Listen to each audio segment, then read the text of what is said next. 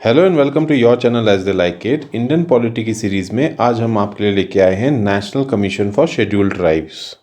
इस वीडियो में हम जानेंगे national commission of scheduled tribes कैसे सेटअप हुआ था, क्या इसके फंक्शंस हैं और क्या इसकी पावर्स होती हैं। तो आइए स्टार्ट करते हैं national commission for scheduled tribes.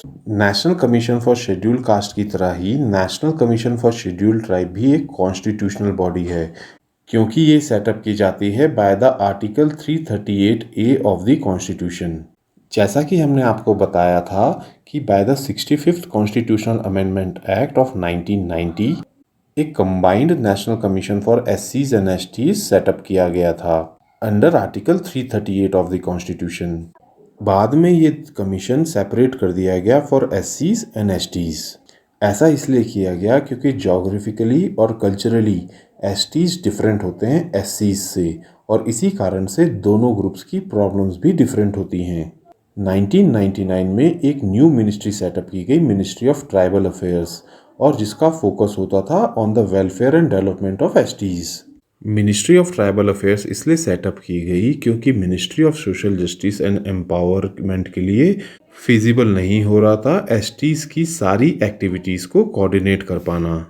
Scheduled tribes के इंटरेस्ट को इफेक्टिवली सेफगार्ड करने के लिए ये प्रपोज किया गया कि एक separate national commission for STs setup किया जाना चाहिए, और इसीलिए 89th कॉन्स्टिट्यूशनल अमेंडमेंट एक्ट पास की गई इन 2003, जिसके बाद national commission for scheduled tribes setup किया गया as a separate body under article 338A of the constitution. 89th amendment act of the constitution जो कि 2003 में पास किया गया था, उसके हिसाब से एक नया आर्टिकल 338A कॉन्स्टिट्यूशन में इंसर्ट किया गया। आइए अब देखते हैं क्या कंपोजिशन है नेशनल कमीशन फॉर एसटीज की। National commission for STs consist of a chairperson, एक वाइस चेयरपर्सन एंड 3 मेंबर्स।